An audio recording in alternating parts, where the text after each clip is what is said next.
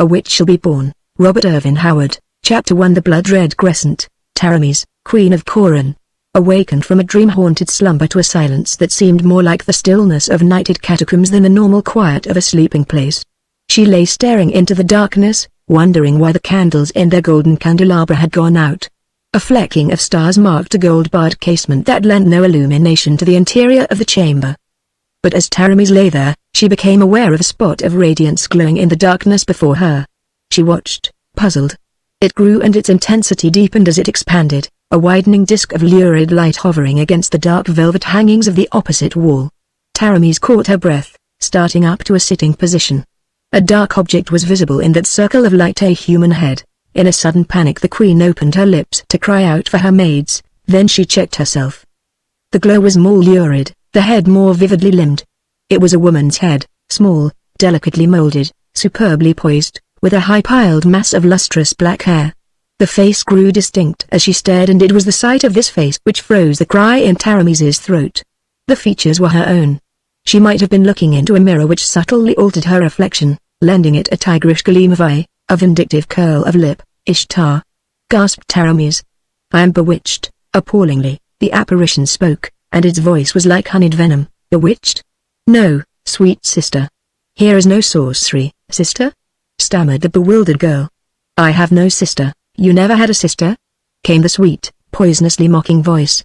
Never a twin sister whose flesh was as soft as yours to caress or hurt? Why, once I had a sister, answered Taramis, still convinced that she was in the grip of some sort of nightmare.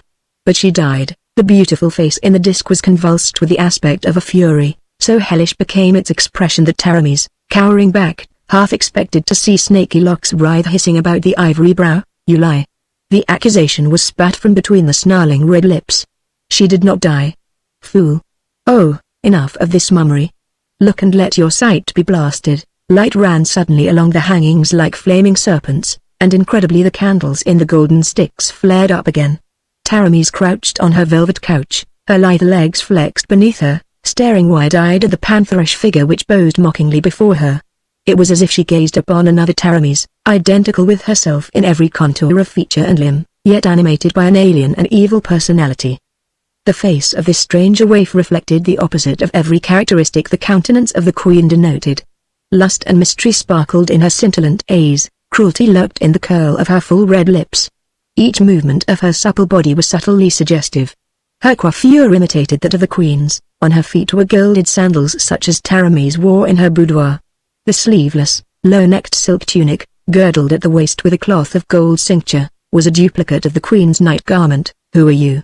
Gasped Taramis, an icy chill she could not explain creeping along her spine. Explain your presence before I call my ladies-in-waiting to summon the guard. Scream until the roof beams crack, callously answered the stranger. Your sluts will not wake till dawn, though the palace spring into flames about them. Your guardsmen will not hear your squeals, they have been sent out of this wing of the palace. What? Exclaimed Taramis, stiffening with outraged majesty. Who dared give my guardsmen such a command? I did, sweet sister, sneered the other girl. A little while ago, before I entered. They thought it was their darling adored queen. Ha! How beautifully I acted the part.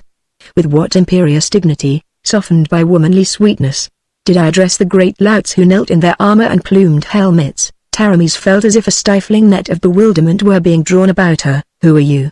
She cried desperately. What madness is this? Why do you come here? Who am I? There was the spite of a she-cobra's hiss in the soft response. The girl stepped to the edge of the couch, grasped the queen's white shoulders with fierce fingers, and bent to glare full into the startled eyes of Taramis. And under the spell of that hypnotic glare, the queen forgot to resent the unprecedented outrage of violent hands laid on regal flesh. Fool! Gritted the girl between her teeth. Can you ask? Can you wonder? I am Salome, Salome. Taramis breathed their word, and the hairs prickled on her scalp as she realized the incredible, numbing truth of the statement. I thought you died within the hour of your birth, she said feebly. So thought many, answered the woman who called herself Salome. They carried me into the desert to die, damn them. I, a mewing, puling babe whose life was so young it was scarcely the flicker of a candle. And do you know why they bore me forth to die? I have heard the story, faltered Taramis. Salome laughed fiercely, and slapped her bosom. The low-necked tunic left the upper parts of her firm breasts bare, and between them there shone a curious mark, a crescent, red as blood, the mark of the witch," cried Taramis, recoiling. Salem's laughter was dagger-edged with hate. "The curse of the kings of Coran. They tell the tale in the marketplaces, with wagging beards and rolling eyes, the pious fools. They tell how the first queen of our line had traffic with a fiend of darkness and bore him a daughter who lives in foul legendary to this day. And thereafter in each century a girl baby was born into the Ascorian dynasty, with a scarlet half-moon between her breasts, that signified her destiny, every century a which shall be born. So ran the ancient curse. And so it has come to pass. Some were slain at birth, as they sought to slay me. Some walked the earth as witches, proud daughters of Coran, with the moon of hell burning upon their ivory bosoms.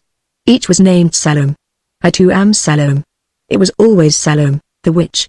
It will always be Salome, the witch, even when the mountains of ice have roared down from the pole and ground the civilizations to ruin, and a new world has risen from the ashes and dust. Even then there shall be Salomes to walk the earth, to trap men's hearts by their sorcery, to dance before the kings of the world, to see the heads of the wise men fall at their pleasure." But you stammered Taramis. "I?" The scintillant eyes burned like dark fires of mystery. "They carried me into the desert far from the city, and laid me naked on the hot sand, under the flaming sun. And then they rode away and left me for the jackals and the vultures and the desert wolves. But the life in me was stronger than the life in common folk, for it partakes of the essence of the forces that seethe in the black gulfs beyond mortal ken. The hours passed, and the sun slashed down like the molten flames of hell, but I did not die. Something of that torment I remember, faintly and far away, as one remembers a dim, formless dream. Then there were camels, and yellow-skinned men who wore silk robes and spoke in a weird tongue. Strayed from the caravan road, they passed close by, and their leader saw me, and recognized the scarlet crescent on my bosom. He took me up and gave me life. He was a magician from far Kitai, returning to his native kingdom after a journey to Stygia. He took me with him to purple towering Paikang, its minarets rising amid the vine-festooned jungles of bamboo, and there I grew to womanhood under his teaching. Age had steeped him deep in black wisdom, not weakened his powers of evil. Many things he taught me." She paused, smiling enigmatically, with wicked mystery gleaming in her dark eyes. Then she tossed her head. "He drove me from him at last, saying that I was but a common witch in spite of his teachings, and not fit to command the mighty sorcery he would have taught me. He would have made me queen of the world and ruled the nations through me, he said, but I was only a harlot of darkness. But what of it? I could never endure to seclude myself in a golden tower, and spend the long hours staring into a crystal globe, mumbling over incantations written on serpent's skin in the blood of virgins, poring over musty volumes in forgotten languages. He said I was but an earthly sprite, knowing naught of the deeper gulfs of cosmic sorcery. Well, this world contains all I desire: power, and pomp, and glittering pageantry, handsome men and soft women for my paramours and my slaves. He had told me who I was, of the curse and my heritage. I have returned to take that to which I have as much right as you. Now it is mine by right of possession." "What do you mean?" Taramis sprang up and faced her sister, stung out of her bewilderment and fright. "Do you imagine that by drugging a few of my maids and tricking a few of my guardsmen you have established a claim to the throne of Coran? Do not forget that I am queen of Coran. I shall give you a place of honor, as my sister." "But," Salome laughed hatefully, "how generous of you, dear, sweet sister.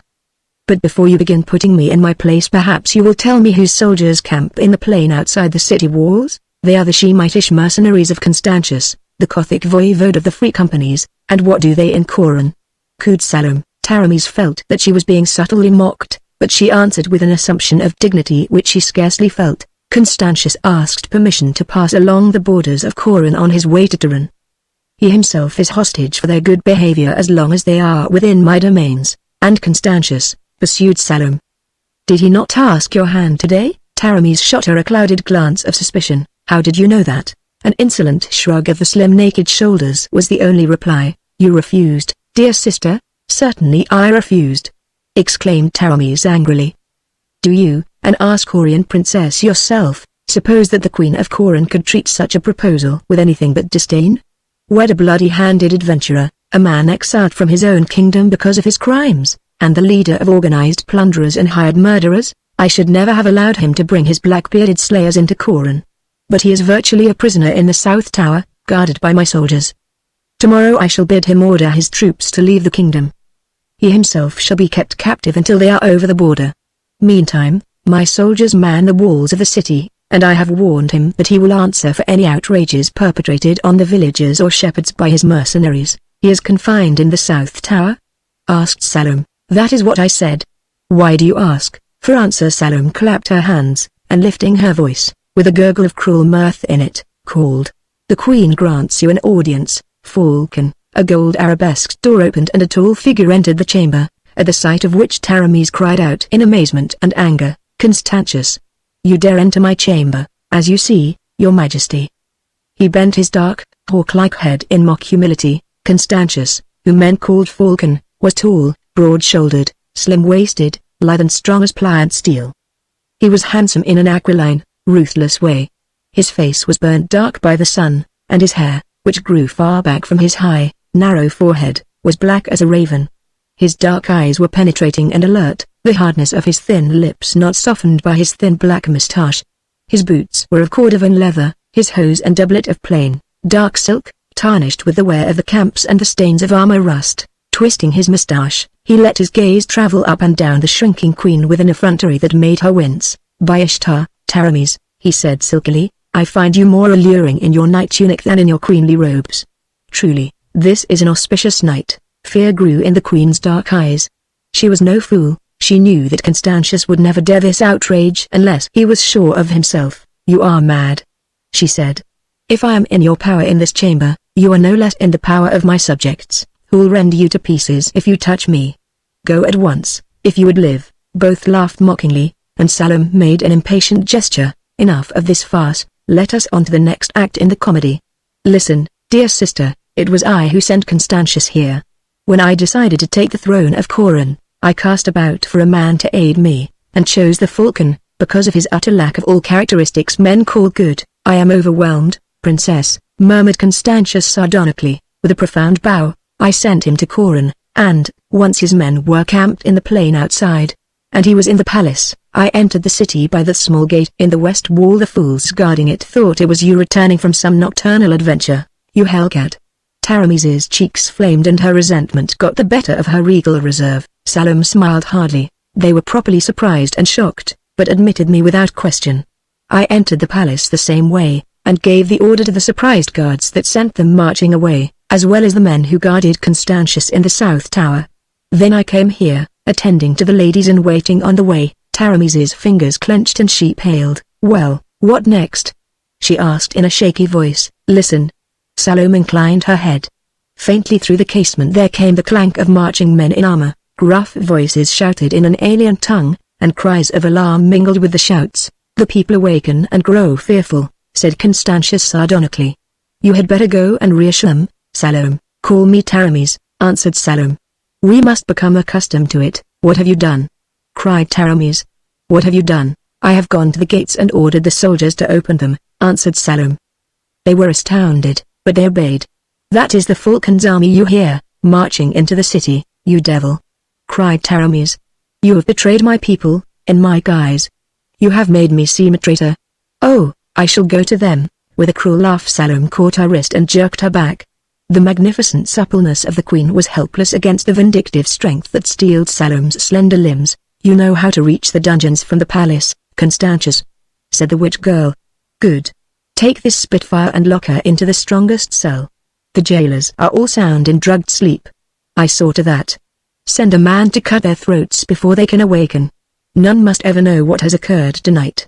Thenceforward I am Taramis, and Taramis is a nameless prisoner in an unknown dungeon." Constantius smiled with a glint of strong white teeth under his thin moustache. "Very good, but you would not deny me a little amusement first." "Not I. Tame the scornful hussy as you will." With a wicked laugh Salome flung her sister into the Kothian's arms, and turned away through the door that opened into the outer corridor. Fright widened Taramis's lovely eyes, her supple figure rigid and straining against Constantius's embrace. She forgot the men marching in the streets, forgot the outrage to her queenship, in the face of the menace to her womanhood. She forgot all sensations but terror and shame as she faced the complete cynicism of Constantius's burning, mocking eyes, felt his hard arms crushing her writhing body. Salome, hurrying along the corridor outside, smiled spitefully as a scream of despair and agony rang shuddering through the palace. Chapter 2 The Tree of Death. The young soldier's hose and shirt were smeared with dried blood, wet with sweat and grey with dust. Blood oozed from the deep gash in his thigh, from the cuts on his breast and shoulder. Perspiration glistened on his livid face and his fingers were knotted in the cover of the divan on which he lay. Yet his words reflected mental suffering that outweighed physical pain. "She must be mad," he repeated again and again, like one still stunned by some monstrous and incredible happening. "It's like a nightmare. Taramis, whom all Coran loves, betraying her people to that devil from Koth. Oh, Ishtar, why was I not slain? Better die than live to see our queen turn traitor and harlot." "Lie still, Valerius," begged the girl who was washing and bandaging his wounds with trembling hands. "Oh, please lie still, darling. You will make your wounds worse." "I dared not summon a leech." "No," muttered the wounded youth. "Constantius's blue-bearded devils will be searching the quarters for wounded Korani. They'll hang every man who has wounds to show he fought against them." "Oh, Taramis, how could you betray the people who worshipped you?" In his fierce agony he writhed, weeping in rage and shame, and the terrified girl caught him in her arms, straining his tossing head against her bosom, imploring him to be quiet. "Better death than the black shame that has come upon Coran this day," he groaned. "Did you see it, Ivga?" "No, Valerius." Her soft, nimble fingers were again at work, gently cleansing and closing the gaping edges of his raw wounds. "I was awakened by the noise of fighting in the streets. I looked out a casement and saw the Shemites cutting down people. Then presently I heard you calling me faintly from the alley door. I had reached the limits of my strength," he muttered. "I fell in the alley and could not rise. I knew they'd find me soon if I lay there. I killed 3 of the blue-bearded beasts, by Ishtar. They'll never swagger through Coran's streets, by the gods. The fiends are tearing their hearts in hell." The trembling girl crooned soothingly to him, as to a wounded child, and closed his panting lips with her own cool sweet mouth. But the fire that raged in his soul would not allow him to lie silent. "I was not on the wall when the Shemites entered," he burst out. "I was asleep in the barracks, with the others not on duty. It was just before dawn when our captain entered, and his face was pale under his helmet. 'The Shemites are in the city,' he said. The queen came to the southern gate and gave orders that they should be admitted. She made the men come down from the walls, where they've been on guard since Constantius entered the kingdom. I don't understand it, and neither does anyone else, but I heard her give the order, and we obeyed as we always do. We are ordered to assemble in the square before the palace. Form ranks outside the barracks and march. Leave your arms and armor here.' Ishtar knows what this means, but it is the queen's order. Well, when he came to the square, the Shemites were drawn up on foot opposite the palace, 10,000 of the blue-bearded devils, fully armed, and people's heads were thrust out of every window and door on the square. The streets leading into the square were thronged by bewildered folk. Taramis was standing on the steps of the palace, alone except for Constantius, who stood stroking his moustache like a great lean cat who has just devoured a sparrow. But 50 Shemites with bows in their hands were ranged below them. That's where the queen's guard should have been, but they were drawn up at the foot of the palace stair, as puzzled as we, though they had come fully armed, in spite of the queen's order. Taramis spoke to us then, and told us that she had reconsidered the proposal made her by Constantius. Why, only yesterday she threw it in his teeth in open court and that she had decided to make him her royal consort. She did not explain why she had brought the Shemites into the city so treacherously. But she said that, as Constantius had control of a body of professional fighting men, the army of Coran would no longer be needed, and therefore she disbanded it, and ordered us to go quietly to our homes. Why, obedience to our queen is second nature to us, but we were struck dumb and found no word to answer. We broke ranks almost before we knew what we were doing, like men in a daze, but when the palace guard was ordered to disarm likewise and disband, the captain of the guard, Conan, interrupted. Men said he was off duty the night before, and drunk. But he was wide awake now. He shouted to the guardsmen to stand as they were until they received an order from him, and such is his dominance of his men, that they obeyed in spite of the queen. He strode up to the palace steps and glared at Taramis, and then he roared, "This is not the queen. This isn't Taramis. It's some devil in masquerade." Then hell was to pay. I don't know just what happened. I think a Shemite struck Conan, and Conan killed him. The next instant the square was a battleground. The Shemites fell on the guardsmen, and their spears and arrows struck down many soldiers who had already disbanded. Some of us grabbed up such weapons as we could and fought back. We hardly knew what we were fighting for. But it was against Constantius and his devils, not against Taramis, I swear it. Constantius shouted to cut the traitors down. We were not traitors. Despair and bewilderment shook his voice. The girl murmured pityingly, not understanding it all, but taking in sympathy with her lover's suffering. The people did not know which side to take. It was a madhouse of confusion and bewilderment. We who fought didn't have a chance, in no formation, without armor and only half-armed. The guards were fully armed and drawn up in a square, but there were only 500 of them. They took a heavy toll before they were cut down. But there could be only one conclusion to such a battle. And while her people were being slaughtered before her, Taramis stood on the palace steps, with Constantius's arm about her waist, and laughed like a heartless, beautiful fiend. Gods, it's all mad. I never saw a man fight as Conan fought.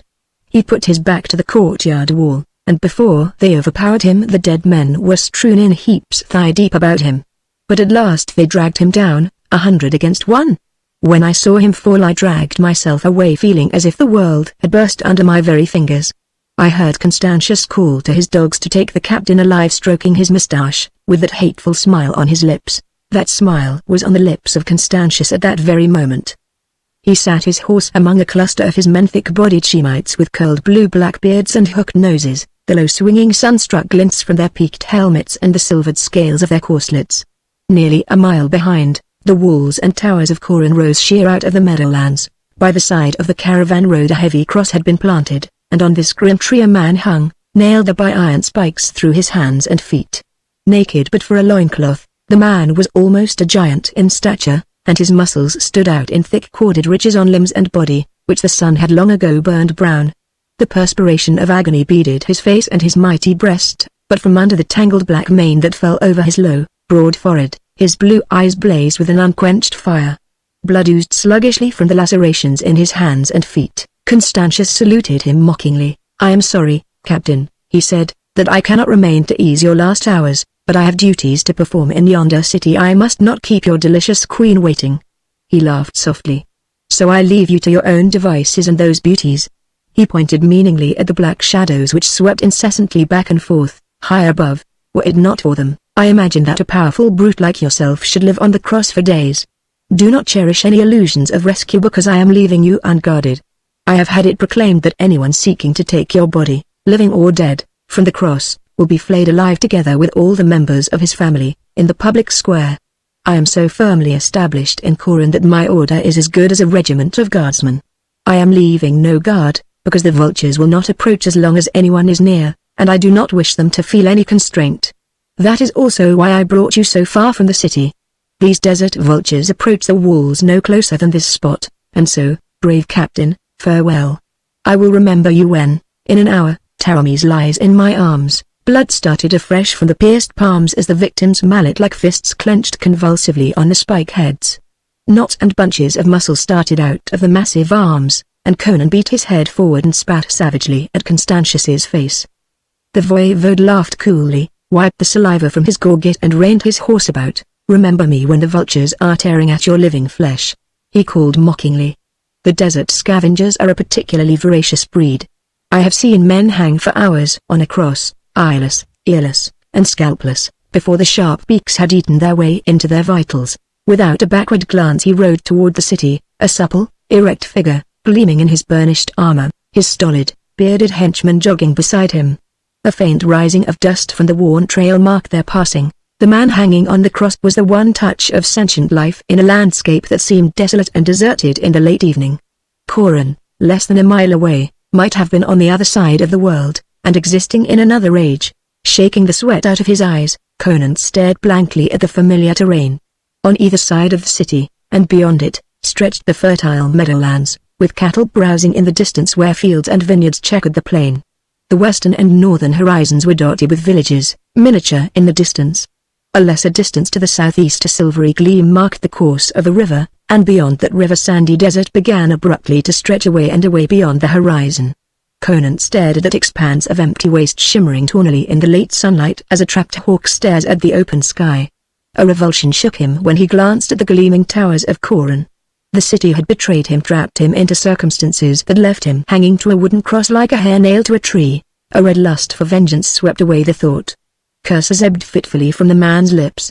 All his universe contracted, focused, became incorporated in the 4 iron spikes that held him from life and freedom. His great muscles quivered, knotting like iron cables. With the sweat starting out on his graying skin, he sought to gain leverage, to tear the nails from the wood. It was useless. They had been driven deep.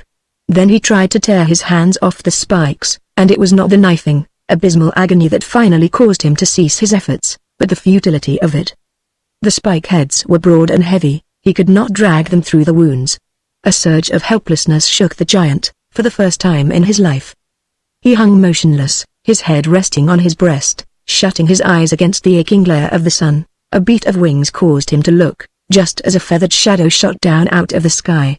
A keen beak, stabbing at his eyes, cut his cheek, and he jerked his head aside, shutting his eyes involuntarily. He shouted, a croaking, desperate shout of menace, and the vultures swerved away and retreated, frightened by the sound. They resumed their wary circling above his head. Blood trickled over Conan's mouth, and he licked his lips involuntarily, spat at the salty taste. Thirst assailed him savagely. He had drunk deeply of wine the night before, and no water had touched his lips since before the battle in the square, that dawn. And killing was thirsty, salt-sweaty work. He glared at the distant river as a man in hell glares through the open grill. He thought of gushing freshets of white water he had breasted, laved to the shoulders in liquid jade. He remembered great horns of foaming ale, jacks of sparkling wine he gulped carelessly or spilled on the tavern floor. He bit his lip to keep from bellowing in intolerable anguish as a tortured animal bellows. The sun sank, a lurid ball in a fiery sea of blood. Against a crimson rampart that banded the horizon the towers of the city floated unreal as a dream. The very sky was tinged with blood to his misted glare. He licked his blackened lips and stared with bloodshot eyes at the distant river. It too seemed crimson with blood, and the shadows crawling up from the east seemed black as ebony. In his dulled ears sounded the louder beat of wings. Lifting his head he watched with the burning glare of a wolf the shadows wheeling above him. He knew that his shouts would frighten them away no longer. One dipped lower and lower.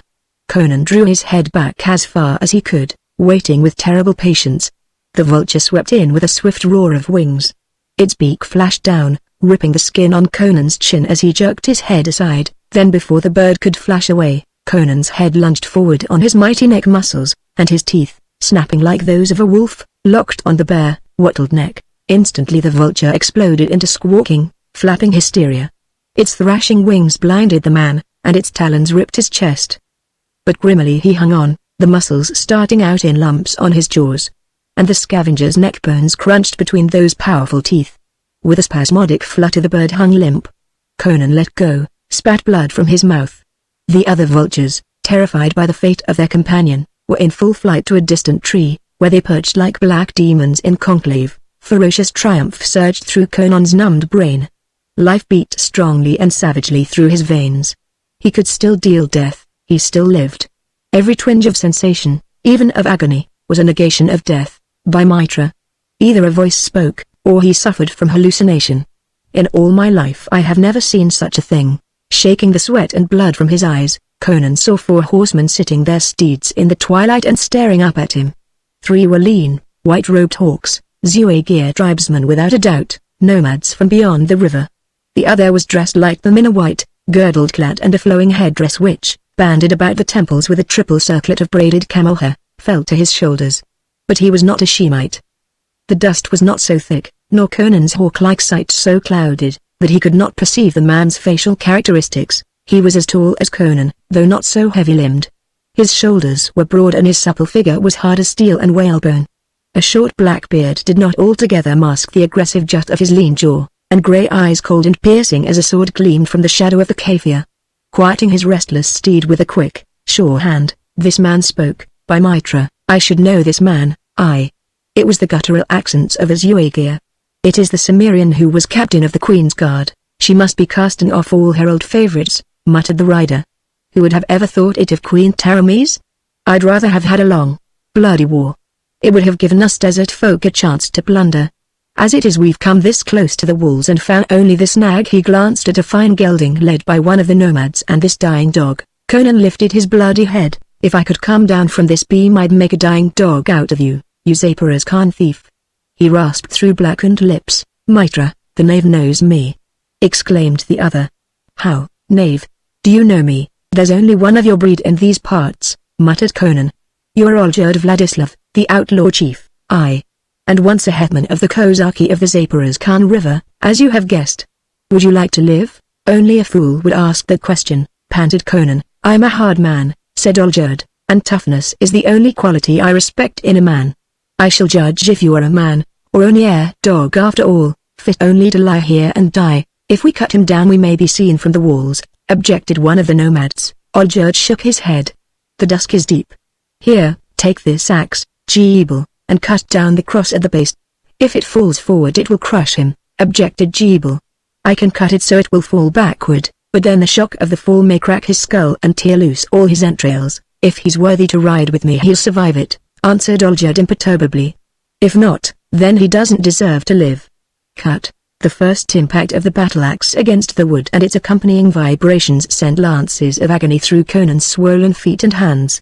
Again and again the blade fell, and each stroke reverberated on his bruised brain, setting his tortured nerves aquiver. But he set his teeth and made no sound. The axe cut through, the cross reeled on its splintered base and toppled backward.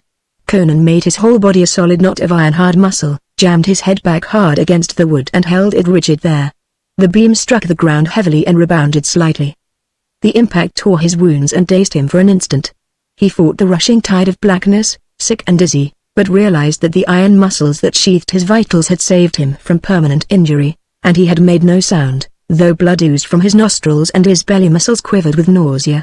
With a grunt of approval Jeeble bent over him with a pair of pincers used to draw horseshoe nails, and gripped the head of the spike in Conan's right hand, tearing the skin to get a grip on the deeply embedded head. The pincers were small for that work. Jeeble sweated and tugged, swearing and wrestling with the stubborn iron, working it back and forth in swollen flesh as well as inward. Blood started, oozing over the Cimmerian's fingers. He lay so still he might have been dead, except for the spasmodic rise and fall of his great chest.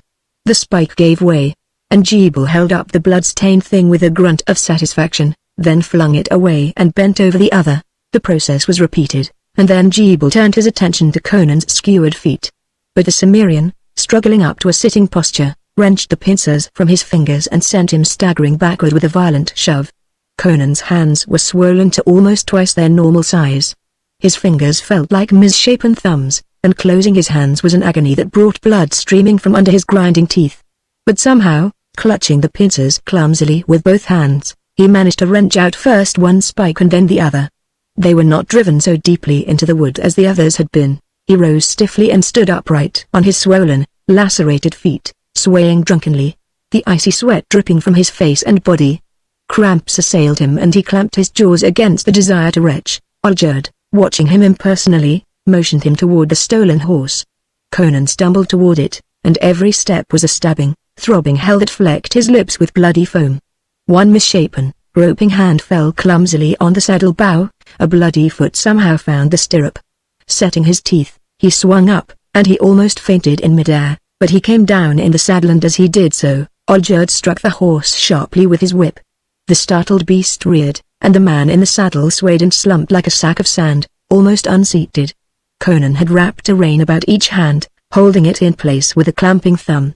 Drunkenly he exerted the strength of his knotted biceps, wrenching the horse down. It screamed, its jaw almost dislocated. One of the Shemites lifted a water flask questioningly. Olgerd shook his head. Let him wait until we get to camp. It's only 10 miles. If he's fit to live in the desert he'll live that long without a drink. The group rode like swift ghosts toward the river. Among them Conan swayed like a drunken man in the saddle, bloodshot eyes glazed, foam drying on his blackened lips. Chapter 3 A Letter to Nemedia. The Savantastries, traveling in the East in his never-tiring search for knowledge, wrote a letter to his friend and fellow philosopher Alcemides, in his native Nemedia, which constitutes the entire knowledge of the Western nations concerning the events of that period in the East, always a hazy, half-mythical region in the minds of the Western folk. Astries wrote, in part, "You can scarcely conceive, my dear old friend, of the conditions now existing in this tiny kingdom since Queen Taramis admitted Constantius and his mercenaries, an event which I briefly described in my last, hurried letter. 7 months have passed since then, during which time it seems as though the devil himself had been loosed in this unfortunate realm. Taramis seems to have gone quite mad, whereas formerly she was famed for her virtue, justice and tranquility. She is now notorious for qualities precisely opposite to those just enumerated. Her private life is a scandal, or perhaps private is not the correct term, since the queen makes no attempt to conceal the debauchery of her court. She constantly indulges in the most infamous revelries, in which the unfortunate ladies of the court are forced to join, young married women as well as virgins. She herself has not bothered to marry her paramour, Constantius, who sits on the throne beside her and reigns as her royal consort, and his officers follow his example, and do not hesitate to debauch any woman they desire, regardless of her rank or station. The wretched kingdom groans under exorbitant taxation, the farms are stripped to the bone, and the merchants go in rags which are all that is left them by the tax-gatherers. Nay, they are lucky if they escape with a whole skin. I sense your incredulity, good Alcemides. You will fear that I exaggerate conditions in Coran. Such conditions would be unthinkable in any of the Western countries, admittedly. But you must realize the vast difference that exists between West and East, especially this part of the East. In the first place, Coran is a kingdom of no great size, one of the many principalities which at one time formed the eastern part of the Empire of Koth, and which later regained the independence which was theirs at a still earlier age. This part of the world is made up of these tiny realms, diminutive in comparison with the great kingdoms of the West, or the great sultanates of the farther East, but important in their control of the caravan routes, and in the wealth concentrated in them. Coran is the most southeasterly of these principalities, bordering on the very deserts of eastern Shem. The city of Coran is the only city of any magnitude in the realm, and stands within sight of the river which separates the grasslands from the sandy desert, like a watchtower to guard the fertile meadows behind it. The land is so rich that it yields 3 and 4 crops a year, and the plains north and west of the city are dotted with villages. To one accustomed to the great plantations and stock farms of the West, it is strange to see these tiny fields and vineyards, yet wealth in grain and fruit pours from them as from a horn of plenty. The villagers are agriculturists, nothing else. Of a mixed, aboriginal race, they are unwarlike, unable to protect themselves, and forbidden the possession of arms. Dependent wholly upon the soldiers of the city for protection, they are helpless under the present conditions. So the savage revolt of the rural sections, which would be a certainty in any Western nation, is here impossible. They toil supinely under the iron hand of Constantius, and his black-bearded Shemites ride incessantly through the fields, with whips in their hands, like the slave drivers of the black serfs who toil in the plantations of southern Zingara. Nor do the people of the city fare any better. Their wealth is stripped from them, their fairest daughters taken to glut the insatiable lust of Constantius and his mercenaries. These men are utterly without mercy or compassion, possessed of all the characteristics our armies learned to abhor in our wars against the Shemitish allies of Argos in human cruelty, lust, and wild beast ferocity. The people of the city are Coran's ruling caste, predominantly Hyborian, and valorous and warlike. But the treachery of their queen delivered them into the hands of their oppressors. The Shemites are the only armed force in Coran, and the most hellish punishment is inflicted on any Korani found possessing weapons. A systematic persecution to destroy the young Korani men able to bear arms has been savagely pursued. May have ruthlessly been slaughtered, others sold as slaves to the Turanians. Thousands have fled the kingdom and either entered the service of other rulers, or become outlaws, lurking in numerous bands along the borders. At present there is some possibility of invasion from the desert, which is inhabited by tribes of Shemitish nomads. The mercenaries of Constantius are men from the Shemitish cities of the west, Pelishtim, Anakim, Akarim, and are ardently hated by the Zuagirs and other wandering tribes. As you know, good Alcemides, the countries of these barbarians are divided into the western meadowlands which stretch to the distant ocean, and in which rise the cities of the town dwellers, and the eastern deserts, where the lean nomads hold sway. There is incessant warfare between the dwellers of the cities and the dwellers of the desert. The Zuagirs have fought with and raided Coran for centuries, without success, but they resent its conquest by their western kin. It is rumored that their natural antagonism is being fomented by the man who was formerly the captain of the Queen's Guard, and who, somehow escaping the hate of Constantius, who actually had him upon the cross, fled to the nomads. He is called Conan, and is himself a barbarian, one of those gloomy Cimmerians whose ferocity our soldiers have more than once learned to their bitter cost. It is rumored that he has become the right-hand man of Oljerd Vladislav, the Cossack adventurer who wandered down from the northern steppes and made himself chief of a band of Zuagirs. There are also rumors that this band has increased vastly in the last few months, and that Oljerd, incited no doubt by this Cimmerian, is even considering a raid on Coran. It cannot be anything more than a raid, as the Zuagirs are without siege machines, or the knowledge of investing a city, and it has been proven repeatedly in the past that the nomads in their loose formation, or rather lack of formation, and no match in hand-to-hand fighting for the well-disciplined, fully armed warriors of the Shemitish cities. The natives of Coran would perhaps welcome this conquest, since the nomads could deal with them no more harshly than their present masters, and even total extermination would be preferable to the suffering they have to endure. But they are so cowed and helpless that they could give no aid to the invaders. Their plight is most wretched.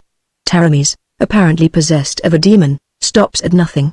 She has abolished the worship of Ishtar, and turned the temple into a shrine of idolatry. She has destroyed the ivory image of the goddess which these Eastern Hyborians worship, and which, inferior as it is to the true religion of Mitra which we Western nations recognize, is still superior to the devil worship of the Shemites, and filled the temple of Ishtar with obscene images of every imaginable sort, gods and goddesses of the night, portrayed in all the salacious and perverse poses and with all the revolting characteristics that a degenerate brain could conceive. Many of these images are to be identified as foul deities of the Shemites, the Turanians, the Vendians, and the Kittans, but others are reminiscent of a hideous and half-remembered antiquity, vile shapes forgotten except in the most obscure legends. Where the queen gained the knowledge of them I dare not even hazard a guess. She has instituted human sacrifice, and since her mating with Constantius, no less than 500 men, women and children have been immolated. Some of these have died on the altar she has set up in the temple, herself wielding the sacrificial dagger, but most have met a more horrible doom. Taramis has placed some sort of monster in a crypt in the temple. What it is, and whence it came, none knows. But shortly after she had crushed the desperate revolt of her soldiers against Constantius, she spent a night alone in the desecrated temple, alone except for a dozen bound captives, and the shuddering people saw thick, foul-smelling smoke curling up from the dome, heard all night the frenetic chanting of the queen, and the agonized cries of her tortured captives, and toward dawn another voice mingled with these sounds, a strident, inhuman croaking that froze the blood of all who heard. In the full dawn Taramis reeled drunkenly from the temple, her eyes blazing with demoniac triumph. The captives were never seen again, nor the croaking voice heard. But there is a room in the temple into which none ever goes but the queen, driving a human sacrifice before her. And this victim is never seen again. All know that in that grim chamber lurks some monster from the black night of ages, which devours the shrieking humans Taramis delivers up to it. I can no longer think of her as a mortal woman, but as a rabid she-fiend, crouching in her blood-fouled lair amongst the bones and fragments of her victims, with taloned, crimsoned fingers. That the gods allow her to pursue her awful course unchecked almost shakes my faith in divine justice. When I compare her present conduct with her deportment when first I came to Coran, 7 months ago, I am confused with bewilderment, and almost inclined to the belief held by many of the people that a demon has possessed the body of Taramis. A young soldier, Valerius, had another belief. He believed that a witch had assumed a form identical with that of Coran's adored ruler. He believed that Taramis had been spirited away in the night, and confined in some dungeon, and that this being ruling in her place was but a female sorcerer. He swore that he would find the real queen, if she still lived, but I greatly fear that he himself has fallen victim to the cruelty of Constantius. He was implicated in the revolt of the palace guards, escaped and remained in hiding for some time, stubbornly refusing to seek safety abroad, and it was during this time that I encountered him and he told me his beliefs, but he has disappeared, as so many have, whose fate one dares not conjecture, and I fear he has been apprehended by the spies of Constantius. But I must conclude this letter and slip it out of the city by means of a swift carrier pigeon, which will carry it to the post whence I purchased it, on the borders of Koth. By rider and camel train it will eventually come to you. I must haste, before dawn. It is late, and the stars gleam whitely on the gardened roofs of Coran. A shuddering silence envelops the city, in which I hear the throb of a sullen drum from the distant temple. I doubt not that Taramis is there, concocting more devilry, but the savant was incorrect in his conjecture concerning the whereabouts of the woman he called Taramis. The girl whom the world knew as Queen of Coran stood in a dungeon, lighted only by a flickering torch which played on her features, etching the diabolical cruelty of her beautiful countenance. On the bare stone floor before her crouched a figure whose nakedness was scarcely covered with tattered rags. This figure Salome touched contemptuously with the upturned toe of her gilded sandal, and smiled vindictively as her victim shrank away. "You do not love my caresses, sweet sister?" Taramis was still beautiful, in spite of her rags and the imprisonment and abuse of 7 weary months. She did not reply to her sister's taunts, but bent her head as one grown accustomed to mockery. This resignation did not please Salome. She bit her red lip, and stood tapping the toe of her shoe against the floor as she frowned down at the passive figure. Salome was clad in the barbaric splendor of a woman of Shashan. Jewels glittered in the torchlight on her gilded sandals, on her gold breastplates and the slender chains that held them in place. Gold anklets clashed as she moved, jeweled bracelets weighted her bare arms. Her tall coiffure was that of a Shemitish woman, and jade pendants hung from gold hoops in her ears, flashing and sparkling with each impatient movement of her haughty head. A gem-crusted girdle supported the silk shirt so transparent that it was in the nature of a cynical mockery of convention. Suspended from her shoulders and trailing down her back hung a darkly scarlet cloak, and this was thrown carelessly over the crook of one arm and the bundle that arm supported. Salome stooped suddenly and with her free hand grasped her sister's disheveled hair and forced back the girl's head to stare into her eyes. Taramis met the tigerish glare without flinching. "You are not so ready with your tears as formerly, sweet sister," muttered the witch girl. "You shall wring no more tears from me," answered Taramis. "Too often you have reveled in the spectacle of the Queen of Coran sobbing for mercy on her knees. I know that you have spared me only to torment me, that is why you have limited your tortures to such torments as neither slay nor permanently disfigure. But I fear you no longer, you have strained out the last vestige of hope, fright and shame from me. Slay me and be done with it, for I have shed my last tear for your enjoyment. You shed evil from hell, you flatter yourself, my dear sister," purred Salome. "So far it is only your handsome body that I have caused to suffer, only your pride and self-esteem that I have crushed. You forget that, unlike myself, you are capable of mental torment. I have observed this when I have regaled you with narratives concerning the comedies I have enacted with some of your stupid subjects. But this time I have brought more vivid proof of these farces. Did you know that Prelides, your faithful counselor, had come skulking back from Turin and been captured?" Taramis turned pale. What have you done to him?" For answer Salome drew the mysterious bundle from under her cloak. She shook off the silken swathings and held it up the head of a young man, the features frozen in a convulsion as if death had come in the midst of inhuman agony. Taramis cried out as if a blade had pierced her heart. "Oh, Ishtar! Prelides, he was seeking to stir up the people against me, poor fool, telling them that Conan spoke the truth when he said I was not Taramis. How would the people rise against the falcons Shemites? With sticks and pebbles? Bah!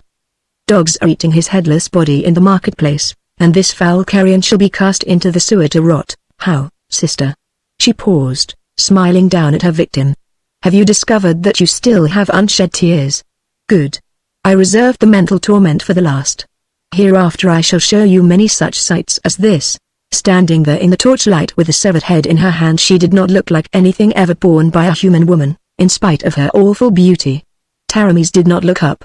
She lay face down on the slimy floor, her slim body shaken in sobs of agony, beating her clenched hands against the stones. Salome sauntered toward the door, her anklets clashing at each step, her ear pendants winking in the torch glare. A few moments later she emerged from a door under a sullen arch that led into a court which in turn opened upon a winding alley. A man standing there turned toward her, a giant Shemite, with somber eyes and shoulders like a bull, his great black beard falling over his mighty, silver-mailed breast. She wept. His rumble was like that of a bull, deep, low-pitched and stormy.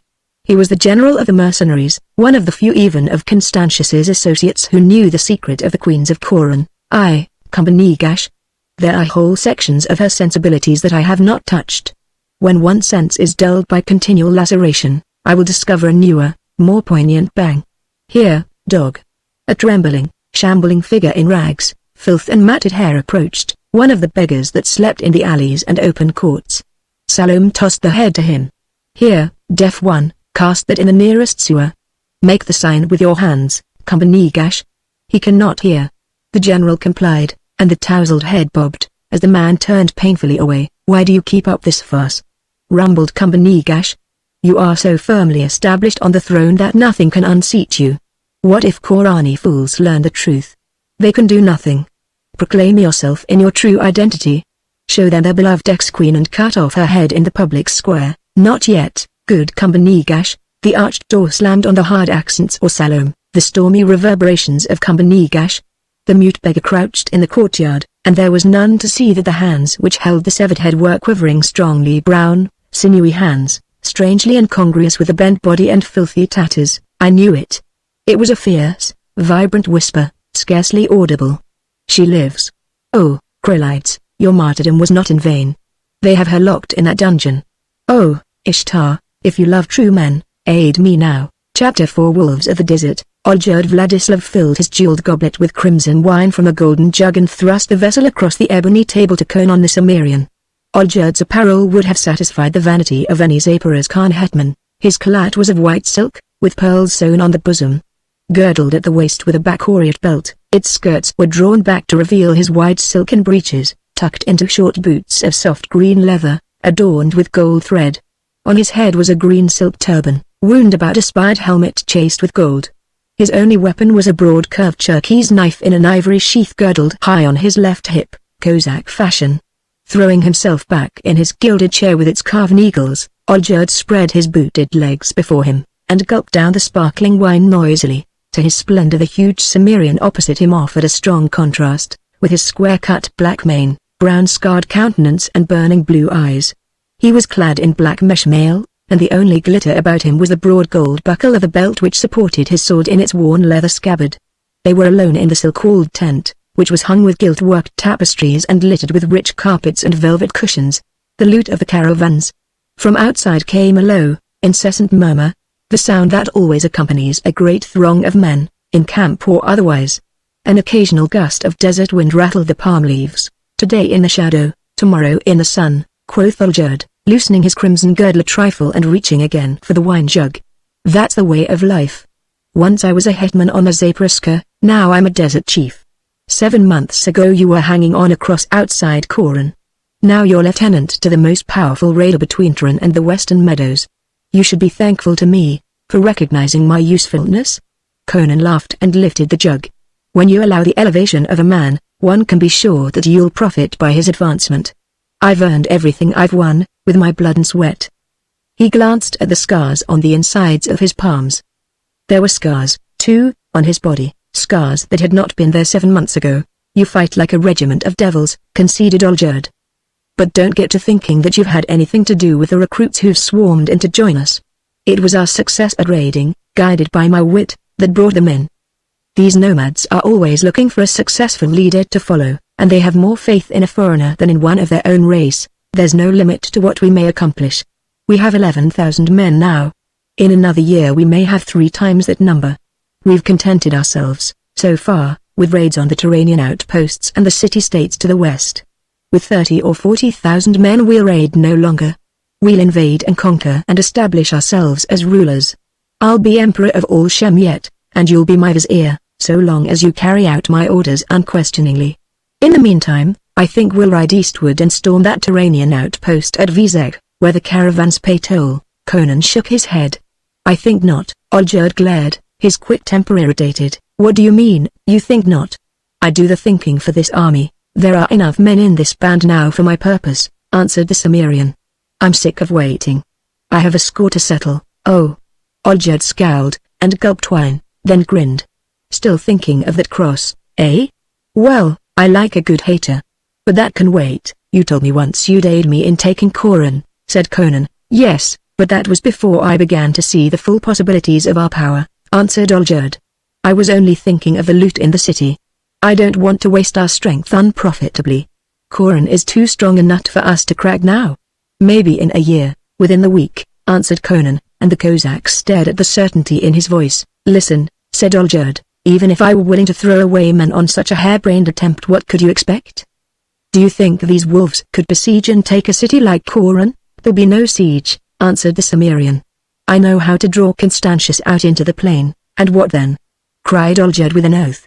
"In the arrow play our horsemen would have the worst of it, for the armor of the Uri is the better, and when it came to sword strokes their close-marshaled ranks of trained swordsmen would cleave through our loose lines and scatter our men like chaff before the wind. Not if there were 3,000 desperate Hyborian horsemen fighting in a solid wedge such as I could teach them," answered Conan. "And where would you secure 3,000 Hyborians?"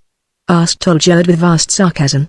"Will you conjure them out of the air?" "I have them," answered the Cimmerian imperturbably. 3,000 men of Coron camp at the oasis of Akrul awaiting my orders." "What?" Oljerd glared like a startled wolf. "Aye. Men who had fled from the tyranny of Constantius. Most of them have been living the lives of outlaws in the deserts east of Coron, and are gaunt and hard and desperate as man-eating tigers. One of them will be a match for any 3 squat mercenaries. It takes oppression and hardship to stiffen men's guts and put the fire of hell into their thews." They were broken up into small bands, All they needed was a leader. They believed the word I sent them by my riders, and assembled at the oasis and put themselves at my disposal, all this without my knowledge? A feral light began to gleam in Olgierd's eye. He hitched at his weapon girdle. It was I they wished to follow, not you. And what did you tell these outcasts to gain their allegiance? There was a dangerous ring in Olgierd's voice. I told them that I'd use this horde of desert wolves to help them destroy Constantius and give Coran back into the hands of its citizens. You fool! Whispered Olgierd. Do you deem yourself chief already? The men were on their feet, facing each other across the ebony board, devil lights dancing in Olgierd's cold grey eyes, a grim smile on the Cimmerian's hard lips. I'll have you torn between 4 palm trees, said the Kozak calmly. Call the men and bid them do it. Challenged Conan. See if they obey you. Baring his teeth in a snarl, Olgierd lifted his hand then paused. There was something about the confidence in the Cimmerian's dark face that shook him. His eyes began to burn like those of a wolf. You scum of the western hills, he muttered, have you dared seek to undermine my power? I didn't have to, answered Conan. You lied when you said I had nothing to do with bringing in the new recruits. I had everything to do with it. They took your orders, but they fought for me. There is not room for 2 chiefs of the Zuagirs. They know I am the stronger man. I understand them better than you, and they, me, because I am a barbarian too, and what will they say when you ask them to fight for Coran?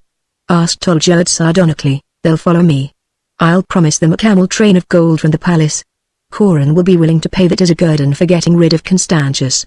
After that, I'll lead them against the Turanians as you have planned.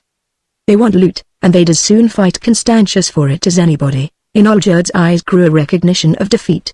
In his red dreams of empire he had missed what was going on about him. Happenings and events that had seemed meaningless before now flashed into his mind, with their true significance, bringing a realization that Conan spoke no idle boast. The giant black-mailed figure before him was the real chief of the Zuagirs. Not if you die, muttered Olgierd, and his hand flickered toward his hilt.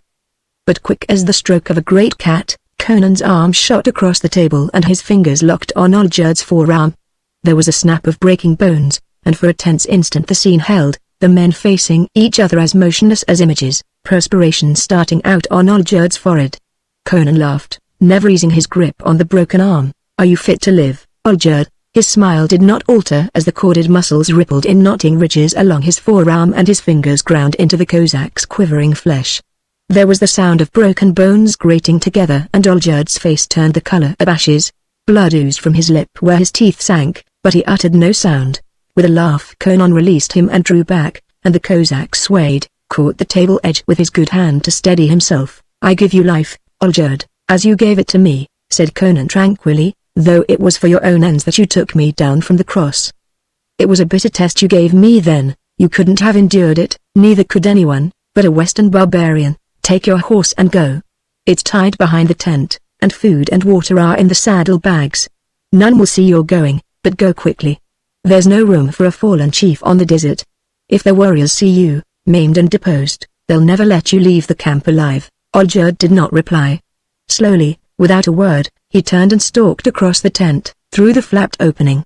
Unspeaking he climbed into the saddle of the great white stallion that stood tethered there in the shade of a spreading palm tree, and unspeaking, with his broken arm thrust in the bosom of his clat, he reined the steed about and rode eastward into the open desert, out of the life of the people of the Zuagir. Inside the tent Conan emptied the wine jug and smacked his lips with relish.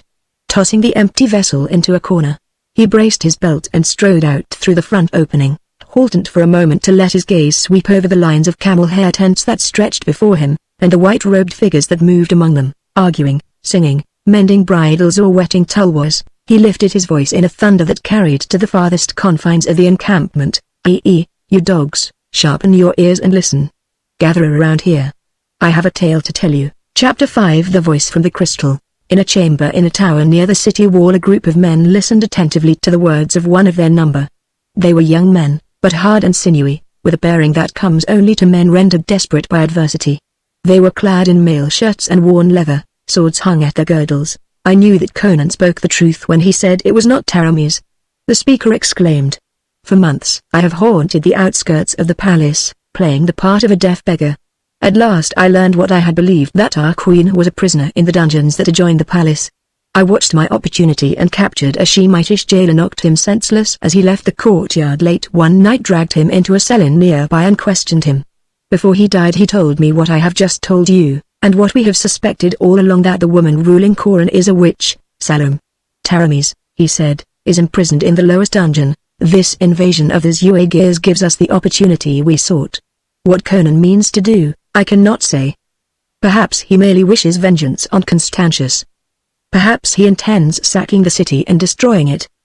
He is a barbarian and no one can understand their minds, but this is what we must do, rescue Taramis while the battle rages.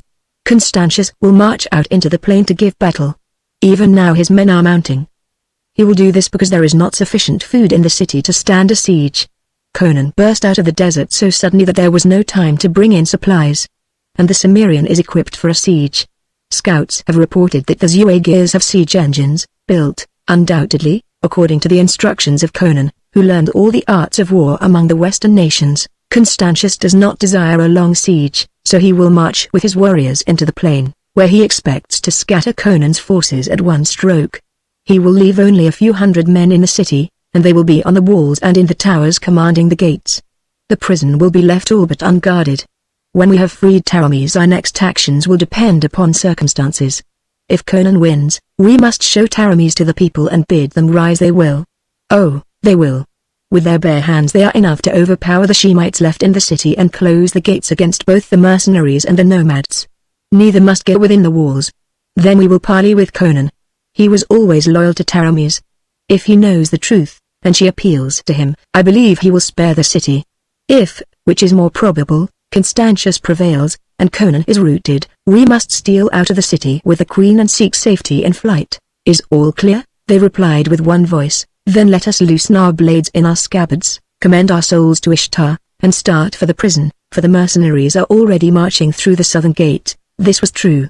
The dawnlight glinted on peaked helmets pouring in a steady stream through the broad arch, on the bright housings of the chargers.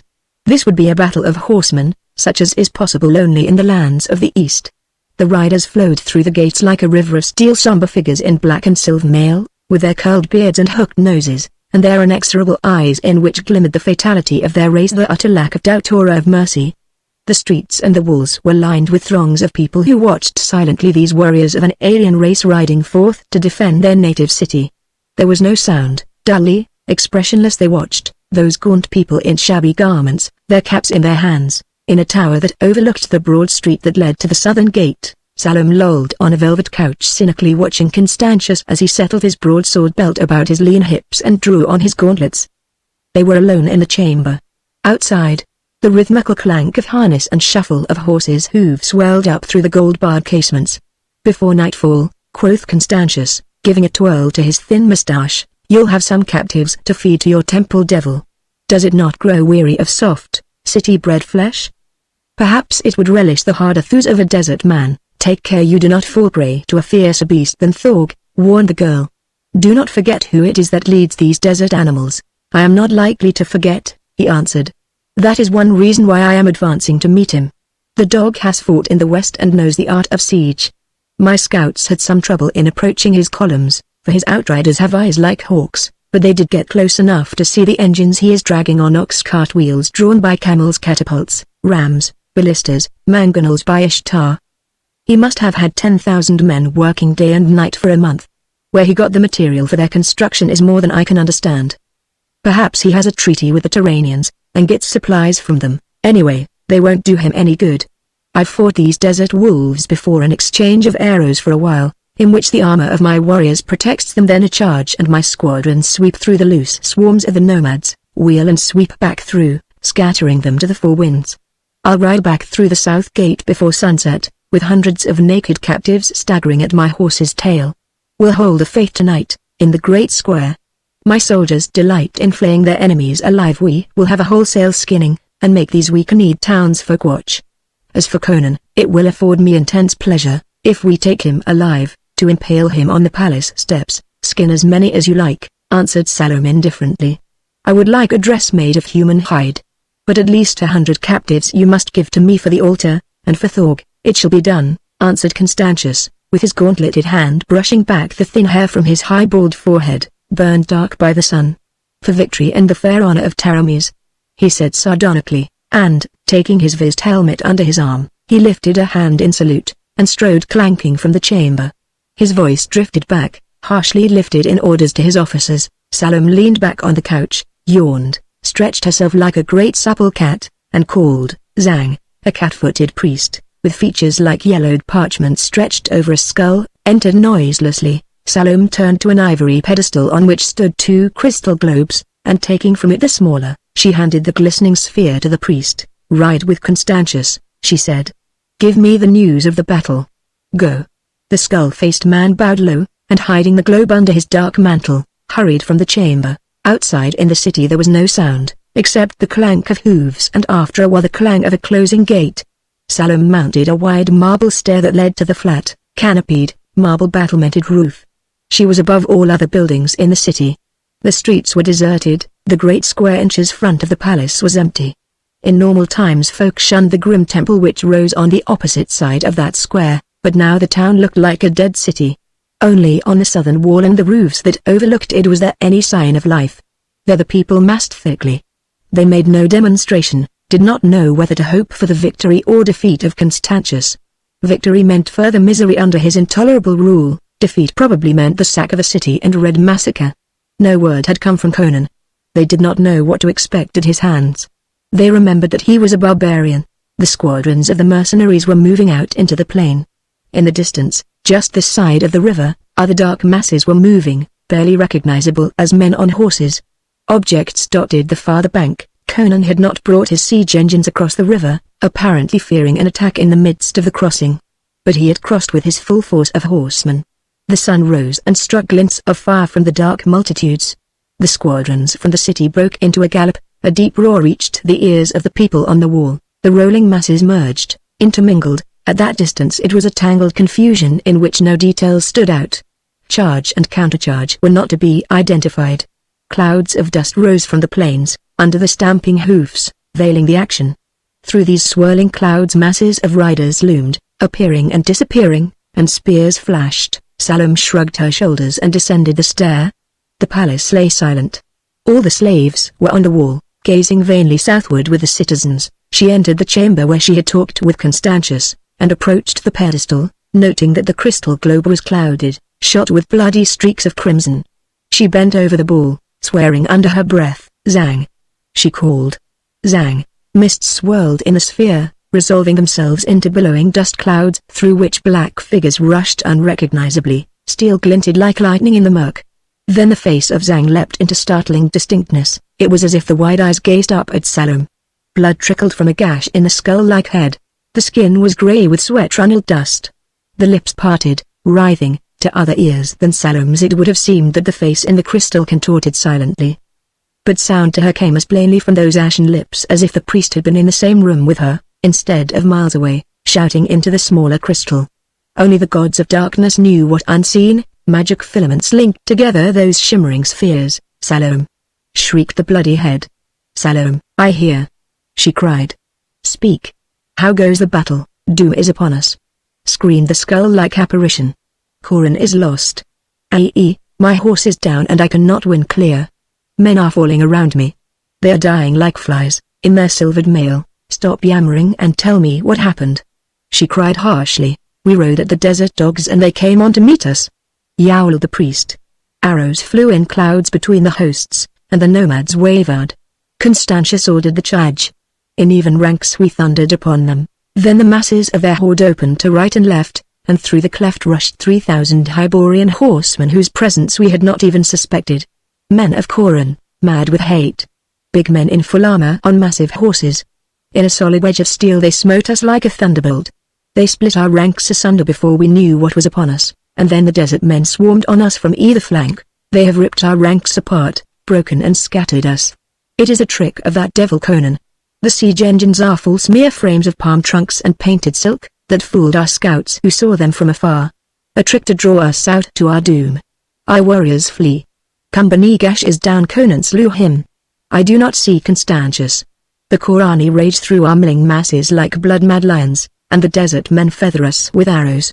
Ayek. There was a flicker as of lightning, or trenchant steel, a burst of bright blood, then abruptly the image vanished, like a bursting bubble, and Salome was staring into an empty crystal ball that mirrored only her own furious features. She stood perfectly still for a few moments, erect and staring into space.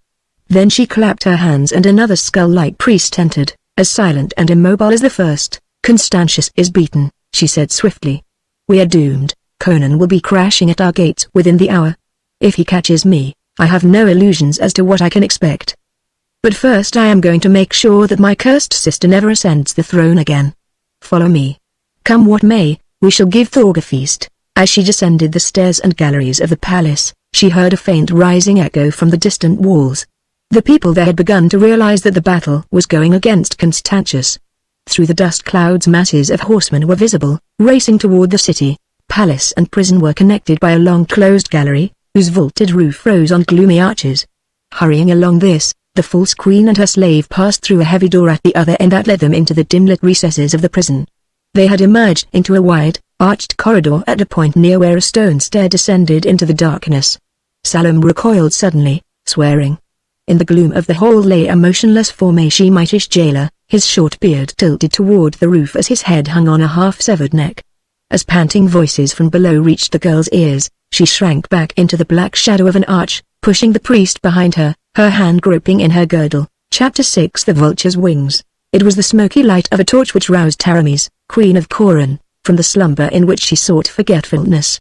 Lifting herself on her hand, she raked back her tangled hair and blinked up, expecting to meet the mocking countenance of Salome, malign with new torments. Instead, a cry of pity and horror reached her ears. "Taramis! Oh, my queen!" The sound was so strange to her ears that she thought she was still dreaming. Behind the torch she could make out figures now, the glint of steel. Then 5 countenances bent toward her, not swarthy and hook-nosed, but lean, aquiline faces, browned by the sun. She crouched in her tatters, staring wildly. One of the figures sprang forward and fell on one knee before her, arms stretched appealingly toward her. "Oh, Taramis! Thank Ishtar we have found you. Do you not remember me, Valerius? Once with your own lips you praised me, after the battle of Kovka, Valerius." She stammered. Suddenly tears welled into her eyes. "Oh, I dream. It is some magic of Salome's to torment me." "No." The cry rang with exultation. "It is your own true vassals come to rescue you. Yet we must hasten. Constantius fights in the plain against Conan, who has brought the Zuagirs across the river, but 300 Shemites yet hold the city. We slew the jailer and took his keys, and have seen no other guards. But we must be gone. Come." The queen's legs gave way, not from weakness but from the reaction. Valerius lifted her like a child, and with the torchbearer hurrying before them, they left the dungeon and went up a slimy stone stair. It seemed to mount endlessly, but presently they emerged into a corridor. They were passing a dark arch when the torch was suddenly struck out, and the bearer cried out in fierce, brief agony. A burst of blue fire glared in the dark corridor, in which the furious face of Salome was limned momentarily, with a beast-like figure crouching beside her. Then the eyes of the watchers were blinded by that blaze. Valerius tried to stagger along the corridor with the queen. Dazedly he heard the sound of murderous blows driven deep in flesh, accompanied by gasps of death and a bestial grunting. Then the queen was torn brutally from his arms, and a savage blow on his helmet dashed him to the floor. Grimly he crawled to his feet, shaking his head in an effort to rid himself of the blue flame which seemed still to dance devilishly before him. When his blinded sight cleared, he found himself alone in the corridor, alone except for the dead. His 4 companions lay in their blood, heads and bosoms cleft and gashed. Blinded and dazed in that hell-born glare, they had died without an opportunity of defending themselves. The queen was gone. With a bitter curse Valerius caught up his sword, tearing his cleft helmet from his head to clatter on the flags. Blood ran down his cheek from a cut in his scalp. Reeling, frantic with indecision, he heard a voice calling his name in desperate urgency. "Valerius! Valerius!" He staggered in the direction of the voice, and rounded a corner just in time to have his arms filled with a soft, supple figure which flung itself frantically at him. "Ivga! Are you mad? I had to come," she sobbed. "I followed you hid in an arch of the outer court. A moment ago I saw her emerge with a brute who carried a woman in his arms. I knew it was Taramis, and that you had failed. Oh, you are hurt, a scratch." He put aside her clinging hands. "Quick, Ivga, tell me which way they went." "They fled across the square toward the temple." He paled. "Ishtar. Oh, the fiend. She means to give Taramis to the devil she worships. Quick, Ivga. Run to the south wall where the people watch the battle. Tell them that their real queen has been found, that the impostor has dragged her to the temple, Go, sobbing. The girl sped away, her light sandals pattering on the cobblestones, and Valerius raced across the court, plunged into the street, dashed into the square upon which it debouched, and raced for the great structure that rose on the opposite side. His flying feet spurned the marble as he darted up the broad stair and through the pillared portico. Evidently their prisoner had given them some trouble. Taramis, sensing the doom intended for her, was fighting against it with all the strength of her splendid young body. Once she had broken away from the brutish priest, only to be dragged down again. The group was halfway down the broad nave, at the other end of which stood the grim altar, and beyond that the great metal door, obscenely carved, through which May had gone, but from which only Salome had ever emerged. Taramis's breath came in panting gasps. Her tattered garment had been torn from her in the struggle. She writhed in the grasp of her apish captor like a white, naked nymph in the arms of a satyr. Salome watched cynically, though impatiently, moving toward the carved door, and from the dust that lurked along the lofty walls the obscene gods and gargoyles leered down, as if imbued with salacious life. Choking with fury, Valerius rushed down the great hall, sword in hand. At a sharp cry from Salome, the skull-faced priest looked up, then released Taramis, drew a heavy knife, already smeared with blood, and ran at the oncoming Korani.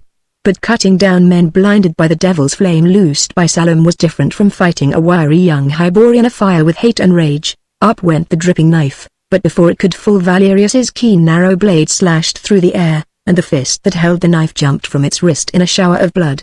Valerius, berserk, slashed again and yet again before the crumpling figure could fall. The blade licked through flesh and bone. The skull-like head fell one way, the half-sundered torso the other. Valerius whirled on his toes, quick and fierce as a jungle cat, glaring about for Salome. She must have exhausted her fire dust in the prison. She was bending over Taramis, grasping her sister's black locks in one hand, in the other lifting a dagger.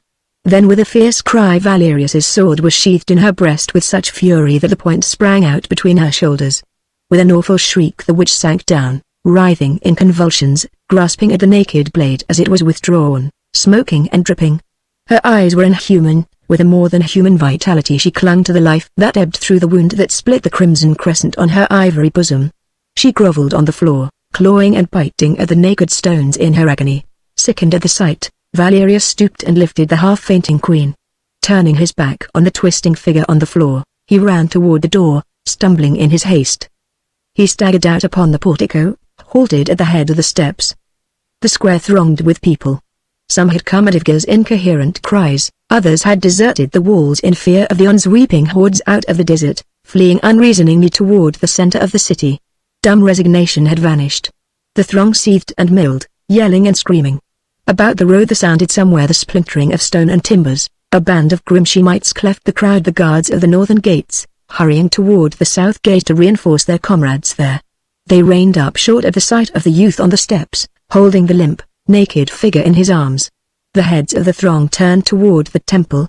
The crowd gaped, a new bewilderment added to their swirling confusion. "Here is your queen," yelled Valerius, straining to make himself understood above the clamor. The people gave back a bewildered roar. They did not understand, and Valerius sought in vain to lift his voice above their bedlam. The Shemites rode toward the temple steps, beating a way through the crowd with their spears. Then a new, grisly element introduced itself into the frenzy. Out of the gloom of the temple behind Valerius wavered a slim white figure, laced with crimson. The people screamed. There in the arms of Valerius hung the woman they thought their queen, yet there in the temple door staggered another figure, like a reflection of the other. Their brains reeled. Valerius felt his blood congeal as he stared at the swaying witch girl. His sword had transfixed her, sundered her heart. She should be dead, by all laws of nature she should be dead. Yet there she swayed, on her feet, clinging horribly to life. "Thorg!" she screamed, reeling in the doorway. "Thorg!" As in answer to that frightful invocation there boomed a thunderous croaking from within the temple. The snapping of wood and metal. "That is the queen!" roared the captain of the Shemites, lifting his bow. "Shoot down the man and other woman." But the roar of a roused hunting pack rose from the people. They had guessed the truth at last, understood Valerius's frenzied appeals, knew that the girl who hung limply in his arms was their true queen. With a soul-shaking yell they surged on the Shemites, tearing and smiting with tooth and nail and naked hands, with the desperation of hard-bent fury loosed at last. Above them Salome swayed and tumbled down the marble stairs, dead at last. Arrows flickered about him as Valerius ran back between the pillars of the portico, shielding the body of the queen with his own. Shooting and slashing ruthlessly, the mounted Shemites were holding their own with the maddened crowd. Valerius darted to the temple door with one foot on the threshold. He recoiled, crying out in horror and despair. Out of the gloom at the other end of the great hall a vast dark form heaved up came rushing toward him in gigantic frog-like hops. He saw the gleam of great unearthly eyes, the shimmer of fangs or talons. He fell back from the door, and then the whir of a shaft past his ear warned him that death was also behind him. He wheeled desperately. 4 or 5 Shemites had cut their way through the throng and were spurring their horses up the steps, their bows lifted to shoot him down. He sprang behind a pillar, on which the arrows splintered. Taramis had fainted. She hung like a dead woman in his arms. Before the Shemites could loose again, the doorway was blocked by a gigantic shape. With affrighted yells the mercenaries wheeled and began beating a frantic way through the throng, which crushed back in sudden, galvanized horror, trampling one another in their stampede. But the monster seemed to be watching Valerius and the girl. Squeezing its vast, unstable bulk through the door, it bounded toward him, as he ran down the steps. He felt it looming behind him, a giant shadowy thing, like a travesty of nature cut out of the heart of night, a black shapelessness in which only the staring eyes and gleaming fangs were distinct. There came a sudden thunder of hoofs. A rout of Shemites, bloody and battered, streamed across the square from the south, plowing blindly through the packed throng. Behind them swept a horde of horsemen yelling in a familiar tongue, waving red swords. The exiles returned. With them rode 50 black-bearded desert riders, and at their head a giant figure in black mail. "Conan!" shrieked Valerius. "Conan!" The giant yelled a command. Without checking their headlong pace, the desert men lifted their bows, drew and loosed. A cloud of arrows sang across the square, over the seething heads of the multitudes, and sank feather-deep in the black monster. It halted, wavered, reared, a black blot against the marble pillars. Again the sharp cloud sang, and yet again, and the horror collapsed and rolled down the steps, as dead as the witch who had summoned it out of the night of ages. Conan drew rein beside the portico, leapt off. Valerius had laid the queen on the marble, sinking beside her in utter exhaustion. The people surged about, crowding in. The Cimmerian cursed them back, lifted her dark head, pillowed it against his mailed shoulder. "By Crom, what is this? The real Taramis. But who is that yonder, the demon who wore her shape?" panted Valerius. Conan swore heartily. Ripping a cloak from the shoulders of a soldier, he wrapped it about the naked queen. Her long dark lashes quivered on her cheeks, her eyes opened, stared up unbelievingly into the Cimmerian's scarred face. "Conan." Her soft fingers caught at him. "Do I dream? She told me you were dead." "Scarcely." He grinned hardly. "You do not dream. You are queen of Coran again. I broke Constantius, out there by the river. Most of his dogs never lived to reach the walls, for I gave orders that no prisoners be taken except Constantius.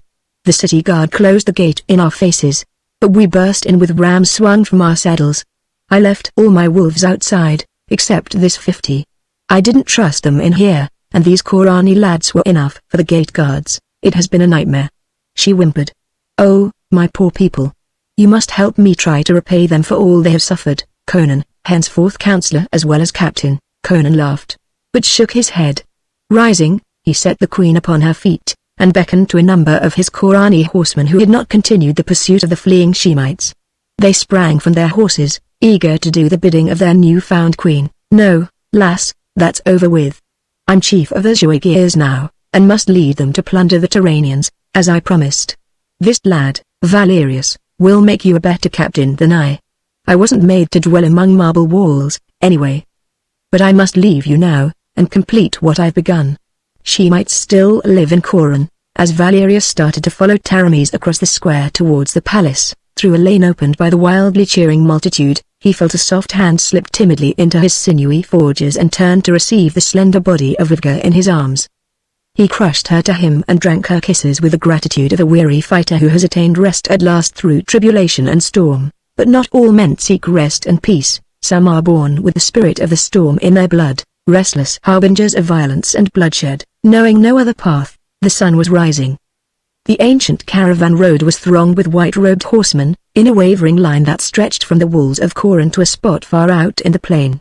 Conan the Cimmerian sat at the head of that column, near the jagged end of a wooden beam that stuck up out of the ground. Near that stump rose a heavy cross, and on that cross a man hung by spikes through his hands and feet. 7 months ago, Constantius, said Conan, it was I who hung there, And you who sat here?" Constantius did not reply. He licked his grey lips and his eyes were glassy with pain and fear. Muscles writhed like cords along his lean body. "You are more fit to inflict torture than to endure it," said Conan tranquilly. "I hung there on a cross as you are hanging, and I lived, thanks to circumstances and stamina peculiar to barbarians. But you civilized men are soft, your lives are not nailed to your spines as ours. Your fortitude consists mainly in inflicting torment, not in enduring it. You will be dead before sundown. And so, falcon of the desert, I leave you to the companionship of another bird of the desert." He gestured toward the vultures whose shadows swept across the sands as they wheeled overhead. From the lips of Constantius came an inhuman cry of despair and horror. Conan lifted his reins and rode toward the river that shone like silver in the morning sun. Behind him the white-clad riders struck into a trot, the gaze of each, as he passed a certain spot, turned impersonally and with a desert man's lack of compassion, toward the cross and the gaunt figure that hung there, black against the sunrise. Their horses' hooves beat out a knell in the dust. Lower and lower swept the wings of the hungry vultures,